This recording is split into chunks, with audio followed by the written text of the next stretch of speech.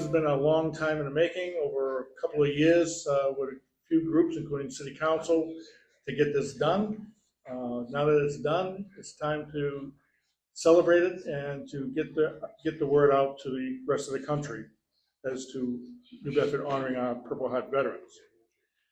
At this time, I'd like to have everybody stand for the posting of our colors. Okay, Mitchell? Post the colors. Advance the colors.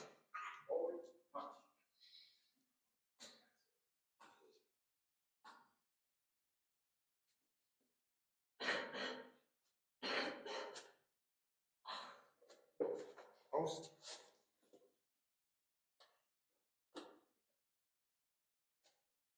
Bill Nedrowitz, president of the Fort Table Association, will now lead us in the Pledge of Allegiance. I pledge allegiance to the flag of the United States of America and to the republic for which it stands, one nation, under God, indivisible, with liberty and justice for all.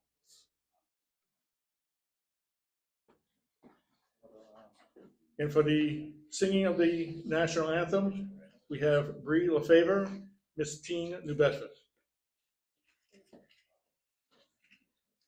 Oh, say, can you see by the dawn's early light what so proudly we hailed at the twilight's last gleaming, whose broad stripes and bright stars through the perilous fight o'er the ramparts we watched were so gallantly streaming, and the rocket's red glare, the bombs bursting in air, gave proof through the night that our flag was still there. Oh, say, does that star-spangled banner yet wave o'er the land of the free and the home of the brave?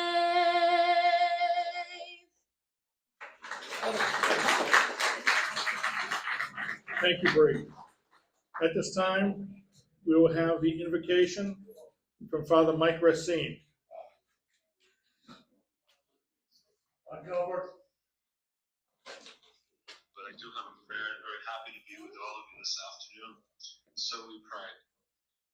Heavenly Father, we come before you today to bless and honor the beloved city of New Bedford, which bears the distinguished title of a Purple Heart City. We thank you for the brave men and women who call this community home, and for the profound sacrifices they and their families have made in defense of our nation and its freedoms. We remember those who have received the Purple Heart, bearing the physical and spiritual wounds of battle. May your healing touch and your peace, which surpasses all understanding, bring comfort and strength to their bodies and souls. Grant them wisdom, resilience, and a renewed faith as they navigate their journey. We also remember those who have made the ultimate sacrifice. We lift their families and loved ones in prayer this day, asking that you would surround them with your divine comfort and support. May the presence of our veterans inspire our community to remember their courage and to actively advocate for their needs. And may we now, as a Purple Heart City, always honor their selfless service, protecting their legacies and demonstrate our deep gratitude through our actions. We ask your continued blessings and protections on all who serve our armed forces in this community. Amen. Amen. Thank you very much, Father Mike. We know you have a very busy schedule, and you always take time out to serve our veterans. So thank you once again. Very, very welcome. Please be seated.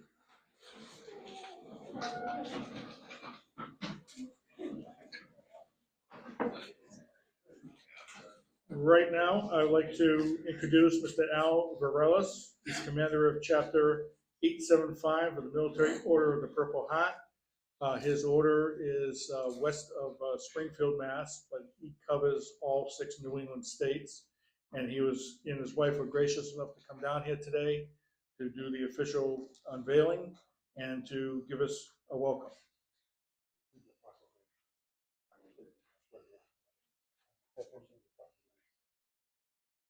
How are you going to say a few words?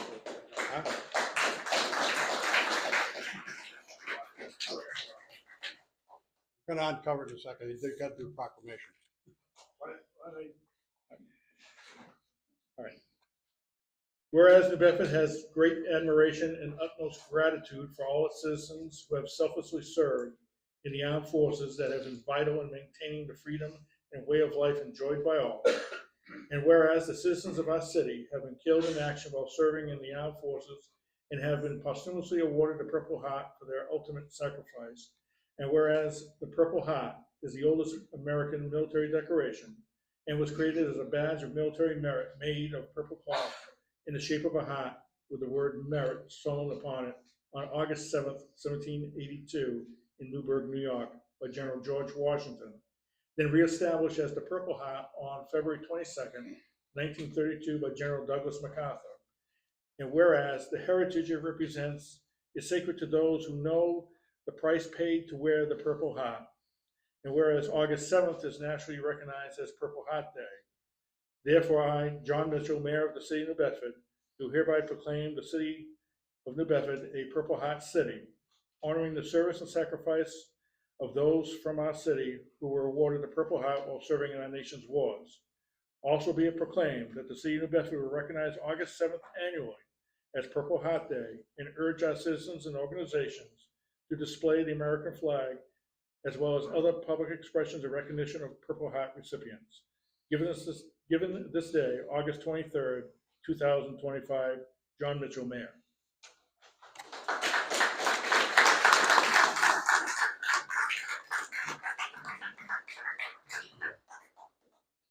My name's Al Varellas. I'm the commander for Purple Heart Chapter 875, covering New England right now. I'm also the Region 1 adjutant, where we cover all of New England right on down to Virginia. The Purple Heart is the oldest military medal in any branch of the service. There's 3 confirmed right now of the original 3, the Badge of Merit, and it has its roots in Western Mass and Northern Connecticut. General George Washington created it, a design that they followed through on. The 3 that are known in Newburgh, New York is 2 of them. That's where the National Purple Heart Hall of Fame is located. One was given in Springfield by George Washington when he came up State Street in Springfield and stopped at the Armory for 2 nights. The awards went to Major Talmadge, who had the Dragoons, which were formed in Western Mass and Northern Connecticut area. It was like a horse cavalry, light cavalry. He accompanied Washington up to Boston. It was 3 of their members that were given the ribbon. There's some, well, anyhow. So it's like, we appreciate, coming to these cities and towns. Massachusetts has 351 cities and towns.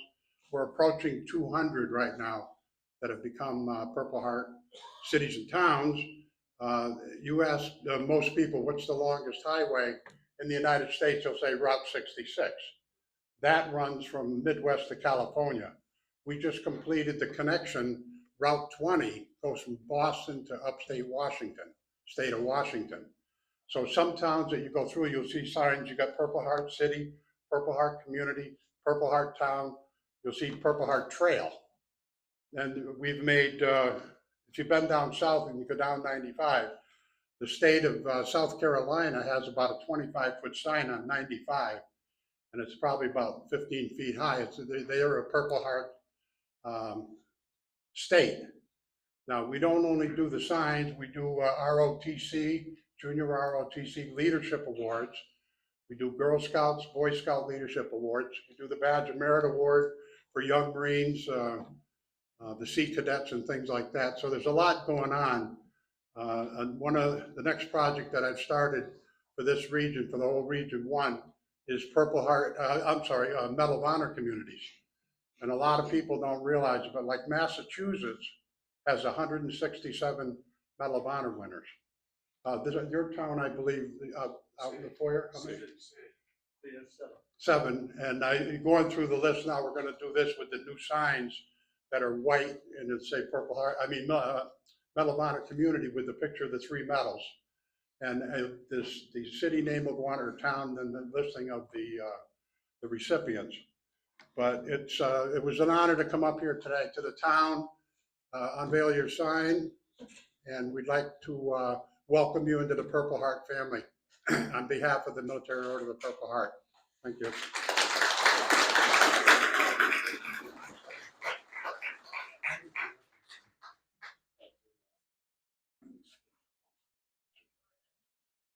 One thing I'd like to point out to everyone, once we get done and you can move around a little bit, monthly display case that we have here, we've dedicated this month to the Purple Heart.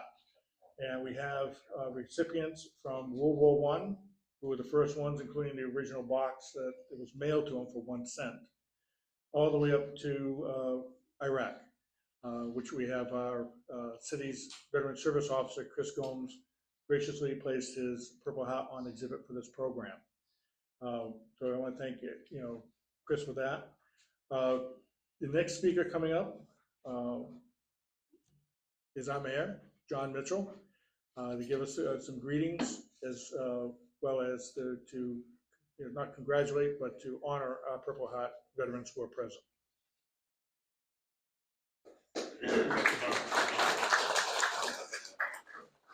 All right, thank you, everybody, and welcome. And thank you for showing up on a beautiful late summer's day. It is, look, everybody could be doing something else today, and each of you has decided to appear here because you have a family member who received the Purple Heart, and I noticed a number of you here, you've received it yourself, and I also see others of you here who've received it. Or you just care about honoring veterans, which is something here in New Bedford that we take very seriously. And so I thank you for being here today. I want to thank, in particular, the Veterans Advisory Board, Bob Bromley, and as well as Bill, as well as and Chris Gomes, of course, for their efforts in organizing this event. And I want to also acknowledge and thank the elected officials who are here today. For them, there are other demands on their time, and they're here because they believe it's important.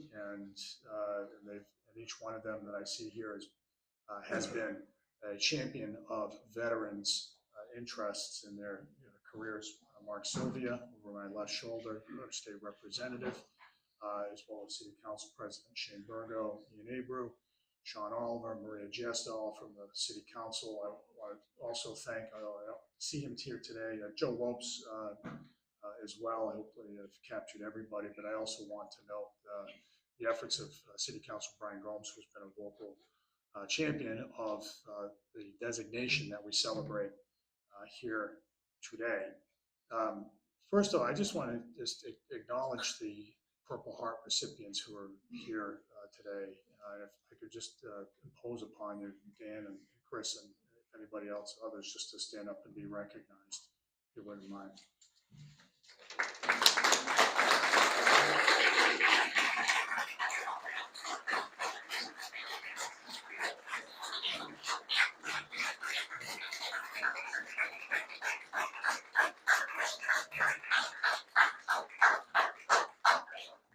I know there are a number of family members here as well. I won't ask you to stand, but I also note that, as I see, the family of Manny Leak, who fought in the Philippines on Luzon, and Matt Rodriguez, all the way fighting in the hills of Afghanistan, and so many others in between who are here today, family members. And I want to thank you for being here today. I know it's meaningful to each one of you as well. So yes, there are many cities and towns across America that have this designation, but in New Bedford, there's a lot more going on than most when it comes to paying tribute and revering the sacrifices of those who served. New Bedford is, as you've heard me say so many times before, we're proudly a place that sends many of our sons and daughters into the service of the nation. On a per capita basis, we've always been a leader in America. This is a place that takes seriously everything that has to do with the celebration of veterans, from very reverent parades and beautifully done parades on Veterans and Memorial Day, as going to the treatment of our monuments, to just the condition of the flags across the city. We take it seriously because we believe, as those who come before us in New Bedford believe, that the way that we treat veterans, the way especially those who've been injured or worse in combat, says something about how we hold our republic and what that conveys to future generations. We want everybody to know that what those you just saw stand and others mattered. What they did mattered an awful lot, and that's why we are here today. The Purple Heart, we honor veterans, but we also pay special tribute to those who have been injured in combat, so to the extent that they have received the Purple Heart. The Purple Heart isn't given out for mere flesh wounds. The Purple Heart is awarded for folks who've lost functionality or worse, and that is, more than anything else, a reflection of their deep commitment to the nation, to the republic. That's why we are here today. That's why we're doing it. So it's not when you drive down Route 6, 195, or any other entry points into the city and you see the sign, it's not just sort of this trifling gesture to because somebody said, hey, let's go do this because other places are doing it. We take this stuff seriously. So when you see that sign, know that there are people who in our city who've grown up here, and many of whom have come back here, who've made that sacrifice. That's what these signs mean to all of us. And I hope that when there are children coming up in school who see that sign, they'll say, you know, I appreciate that, and maybe I should be thinking about my own service. And if we've done that, then this will all be a huge success. So I want to thank all of you. I want to thank Al for his stewardship of the program and his being here today. And again, most emphatically, I want to thank all of you for being here today. Thank you, everybody.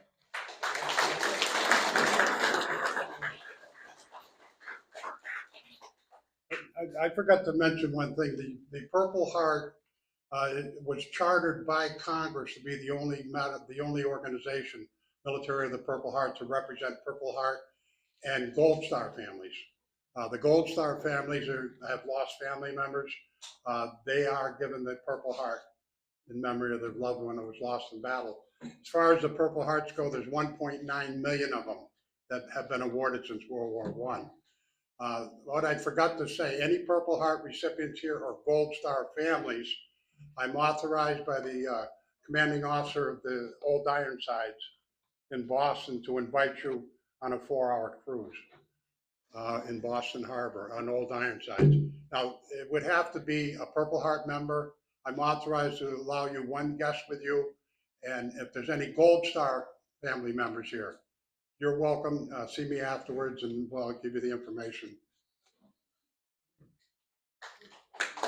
Thank you, Al. Thank you, Mayor Mitchell. Again, with anything with the city, we always have tremendous support here at the museum, with the VAB, and today also with the Purple Heart designation from our city council.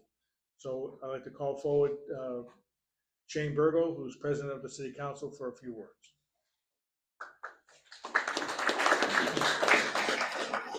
Thank you, Mr. Bromley, and I'm always excited to come to the Military Museum and be greeted by Mr. Burns at the door and Mr. Souza and obviously Mr. Korea and everyone here. Thank you for hosting this event. It's a long time coming to have the Purple Heart City designation. As Mayor Mitchell pointed out, having the Dean of our City Council, Brian Gomes, really champion this cause. I also want to acknowledge our colleague, Sean Oliver, is also here with us as well. This has been so important for so many of us because we know that freedom is never actually free. And so for us, it's an honor to be here in the presence of so many that we know continue that sacrifice long after they've left the battlefield. So on behalf of the New Bedford City Council, we thank you for your service. We thank you for that sacrifice for you and for your family. And again, thank you. And thank you to the Purple Heart community. And we, again, are honored to be in your presence today. Thank you. Thank you, Council Bergen. I'd like to, we have one member from our state delegation here, State Representative Mark Silvio. I'd like to have him come forward just to say a few words.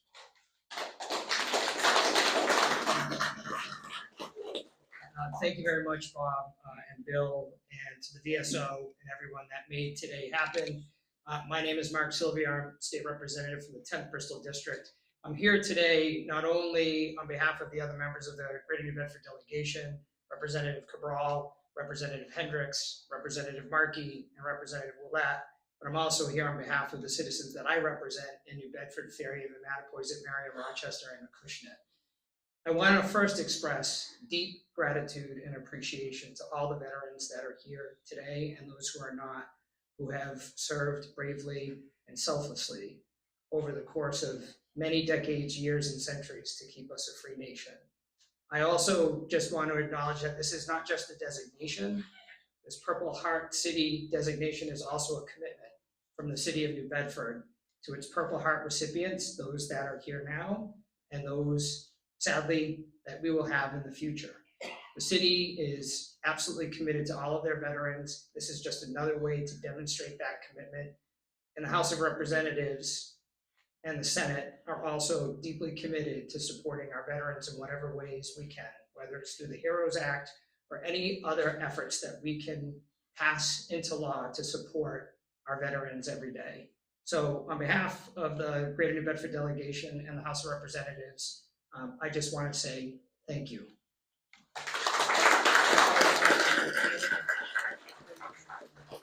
Thank you, Representative Silvio. As we come up to our main speaker, I'd like to introduce him. I've met Gary a few years ago, and over the last few years, he's been one of our keynote speakers on Veterans Day, Memorial Day, as well as he had me participate in his Cape Verdean Veterans Association, American Veterans Association Memorial Day service this past Memorial Day. Gary is a New Bedford native, a graduate of Boston College, and retired from the United States Marine Corps as a lieutenant colonel and a JetBlue captain. As a Marine Corps aviator, he flew the FA-18 Hornet and the F-4S Phantom II. Gary is the first fighter pilot of Cape Verdean descent in the U.S. Armed Forces. Deployed worldwide, he flew in Desert Shield, Desert Storm, and with the infantry served in Operation Restore Hope in Mogadishu, Somalia, where he had led the United Nations World Food Program humanitarian outreach. Currently, he is a member of the New Bedford Airport Commission and a board member of the New England Center of Home for Veterans. Gary is also the commander of the Cape Verdean American Veterans Association. Please welcome Gary Correa.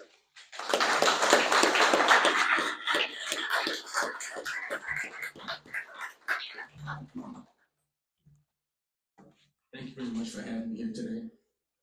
Good afternoon, ladies and gentlemen, and special greetings to the soldiers, sailors, airmen, guardsmen, and of course the Marines today. You're supposed to say hurrah. Hey, that's what it's better. Now I feel it's a blood point.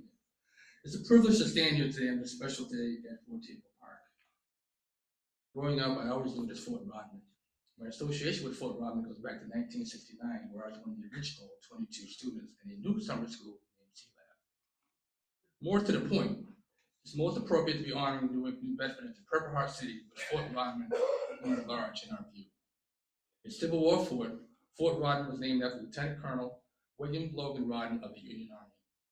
He is the highest ranking soldier from New Bedford who received the Purple Heart, having been killed in action during the Civil War. There are probably some of you wondering, although lots of questions have been answered, what a Purple Heart is, who started it, and what it does. President George Washington created a forerunner of the Purple Heart in 1782. The Purple Heart was originally called the Badge of Military Merit. It was unique in that it was one of the first medals in military history that could be awarded to service members of any rank, from private to general. It is a purple heart-shaped cloth that George Washington presented to soldiers. Why purple, you ask? Well, I have an answer for that. Purple was chosen to symbolize courage and bravery. Also, the color purple has historical ties to royalty, nobility, which further emphasize the honor associated with the award. In 1932, General Douglas MacArthur redesigned the award to what it looks like today. But it was only awarded for merit. However, during World War II, they started awarding it to those who were wounded in action, and subsequently, they awarded it to those who were also killed in action. Today, the Purple Heart is awarded for those who are under the 4 requirements. The first one is you must be killed in action due to enemy fire.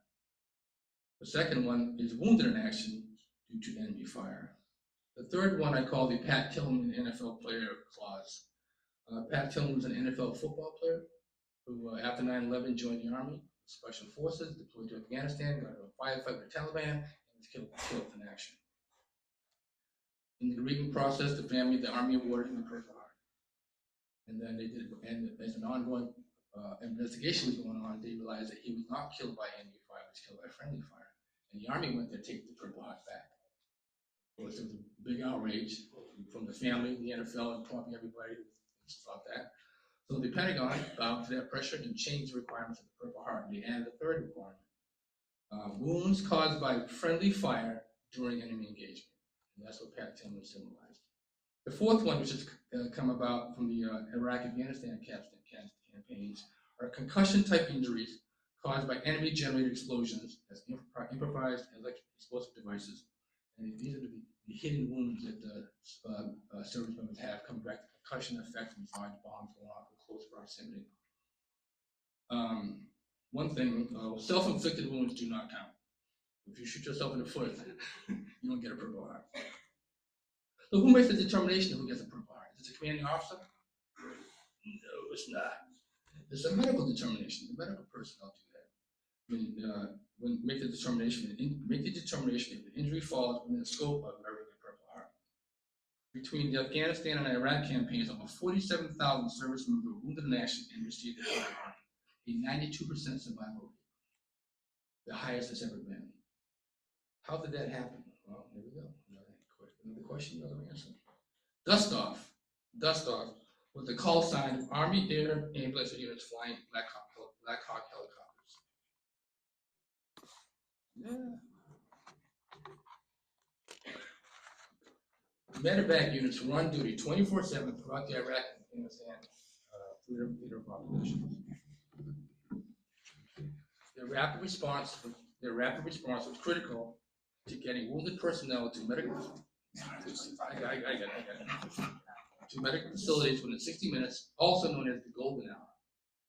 This rapid response, coupled with new technology and medical techniques, were instrumental in the high survival rate of 92%.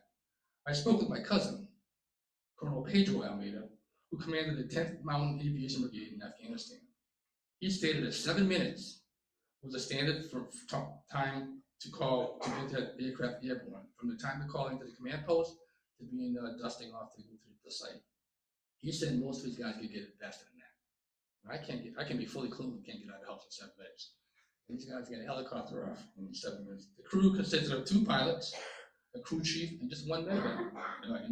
One medic. And by the way, the Marine Corps calls medics.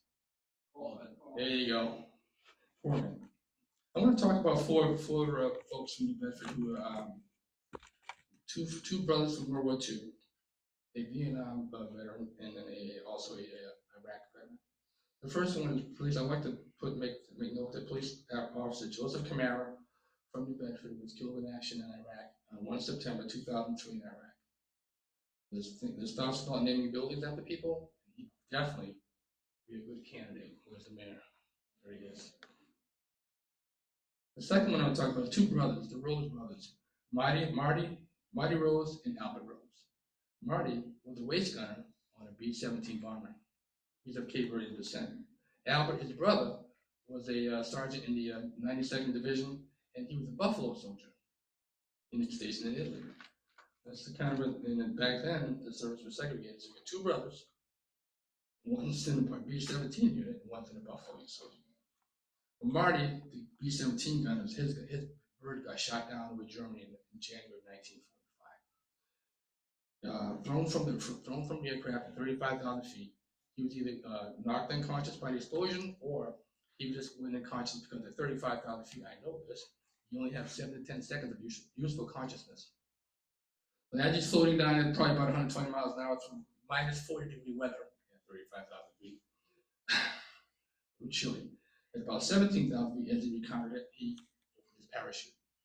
He floated to the ground, but he's going to have a hard time. Then the Germans captured him. He wasn't going anywhere because he had 2 broken legs. And he spent the rest of his time in the German hospital. He was listed as missing in action.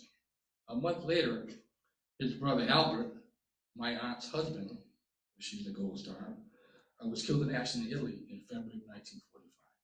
Now, people in New Bedford were very, saddened because 2 brothers were thought to be dead.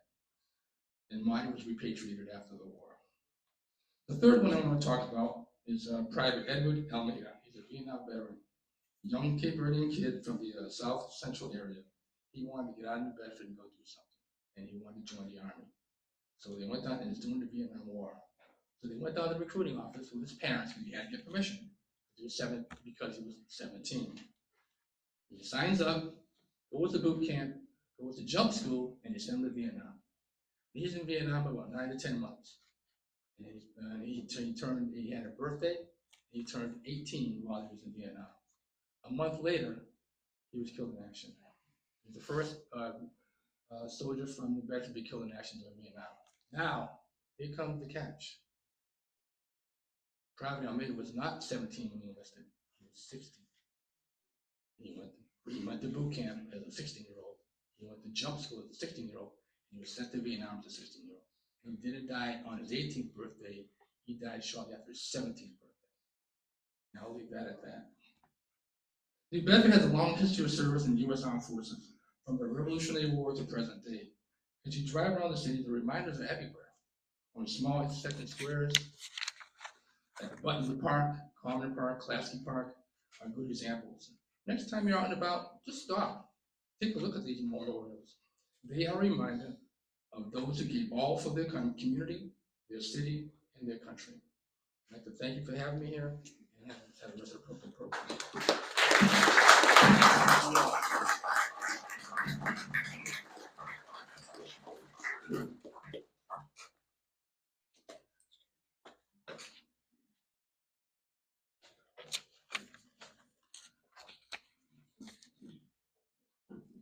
Thank you, Lieutenant Colonel.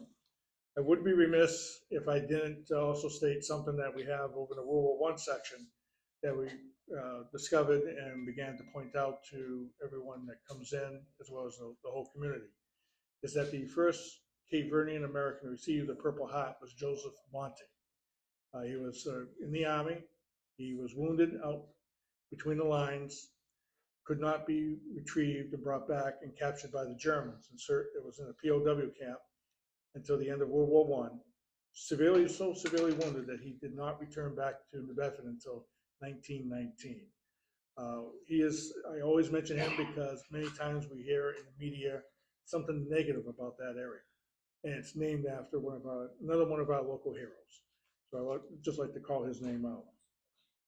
This basically concludes our service. So at this time, Mayor Mitchell, I'd like to have permission to retire the colors. Retire the colors. Advance. Please stand.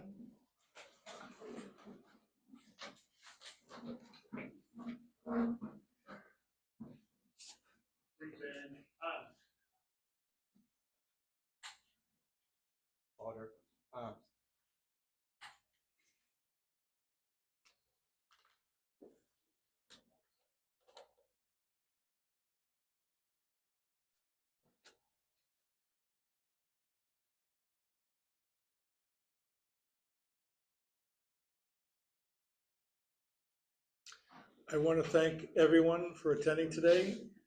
I'd also like to again thank the United States Marine Corps League 1399 for their assistance today with the color guard.